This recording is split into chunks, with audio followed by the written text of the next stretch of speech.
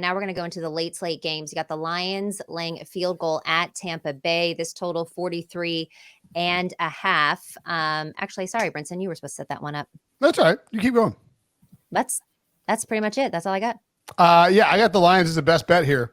This line is going to get to 3.5. So if you want the Lions, get it now. I'm actually like, as we were talking about this, I was putting it in on Sportsline. Here's my thing with the Lions. This team is, I think if you took the Lions and put the Lions in the Cowboys uniforms and sent them down to Tampa Bay with the same like Lions roster, but without the history of being the Lions, I'm all in on the Lions, and I'm still operating with some level of distrust when it comes to Detroit because they're just the Lions. Like, you don't expect them to be good for a long time. It's like even when the Browns were a playoff team, it's like tough to trust them, right? The Jets, even when they got Aaron Rodgers, it was like tough to trust them. And the reality is this Lions team has been built really, really well over the course of several years. We talked about it with Brady and Dews, and it's like they showed patience. They put together this roster. They are great in the trenches on both sides, and they have enough skill guys. They have a competent quarterback in Jared Goff. It's probably the second or third or fourth best quarterback, top 5 quarterback in the NFC easily. You've got Jameson Williams back. Sam Laporta is turning into a superstar, like as a rookie, as a tight end rookie. Like he's making Iowa tight ends. Yeah, Iowa tight ends just don't miss. He replaced an old Iowa tight end in Hawk, right? And like he might be better. Amon St. Brown, I'm not sure what his status is for this game. Don't care. I don't think he'll be able to run the ball very much. That's what I'm curious. How does Ben Johnson attack this Tampa Bay defense? Because it is a kind of a pass funnel. And you could see them really let Jared Goff cook early, force the Bucs to back up, and then you start pounding David Montgomery underneath. I think they'll be smart enough to do that. I think the Bucs are kind of a paper tiger in terms of leading the NFC South, and I love the Lions here, RJ. I love the Lions too. I think Ben Johnson is the best offensive coordinator in the league, so he'll figure it out. He'll figure out a way to take advantage of this matchup because I don't think Tampa Bay is as good as their record.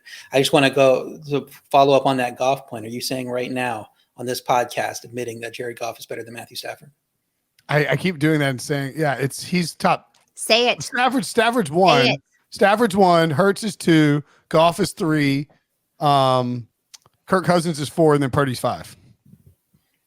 Unbelievable. That was a complete troll job of Katie. I think I would have Hurts 1. I guess Purdy's probably 2 right now. Come on. I mean, Goff is probably 3 and Stafford's 4. So Goff Hall of Fame case this offseason from Brinson. Put him in the Hall of Fame. Go win a Super Bowl. I'll tell you what. I watched that whole Lions-Panthers game because I had like a ton of like Lions and DFS. Ended up doing okay because Goff went nuts. Like the Lions are really, really good. I'll tell you the Super Bowl matchup I was sort of envisioning on Sunday afternoon. Lions-Dolphins. Like, I think if I could go back and pick before the season, like people would be like, you're insane and doing it just for attention. I'd be like, well, a little bit, yes. But I do think this is a viable Super Bowl matchup. Like Lions-Dolphins feels legitimate to me. Who did you have at the beginning of the year, though? It was Lions, Jags? Bills and 49ers. No, but we went on. Lions, Jags was the one I went. Yeah. Like crazy out there galaxy brain. No.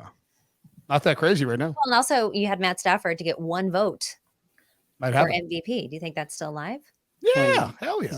He's getting his case boosted by the best pair of receivers that the Rams have had since Torrey Holt and Isaac Bruce. I mean, it's pretty incredible. Two Hall of Fame caliber receivers. It's pretty incredible what they're doing in that offense. Now I have Detroit -3 is the best, but I think this line should be 4.5.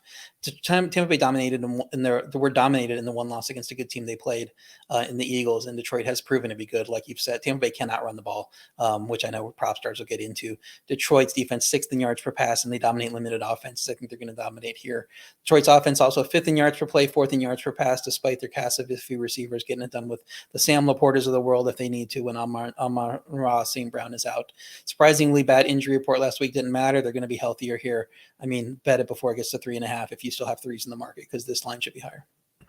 Yeah, and Amon-Ra St. Brown did practice in full on Wednesday, so that certainly is a good indication for his status. But yeah, I'm on Rachaad White under 52.5 rushing yards. I put this one out about 2 hours ago before the show was recorded. Another very sharp group got to the under. So this is dipped down to 46.5. So if you are a Sportsline subscriber, you got at least 5 or 6 yards of closing line value there.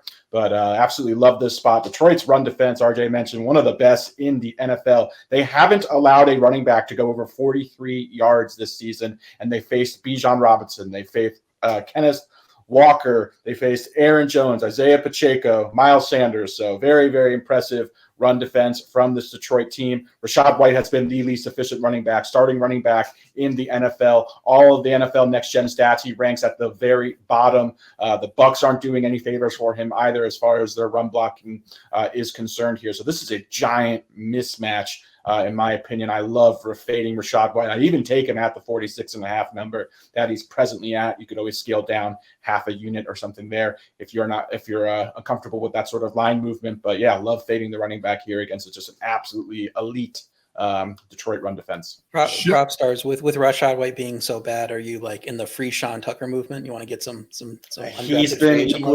He's been equally as inefficient too. I just think this ground game is broken. This is carried over from last year. Last year, I like to bring up, they averaged 75 rushing yards per game as a team. The next worst team averaged 95. Like Oof. They are historically bad rushing offense, and that's not getting solved anytime soon, regardless of who's in the backfield, in my opinion.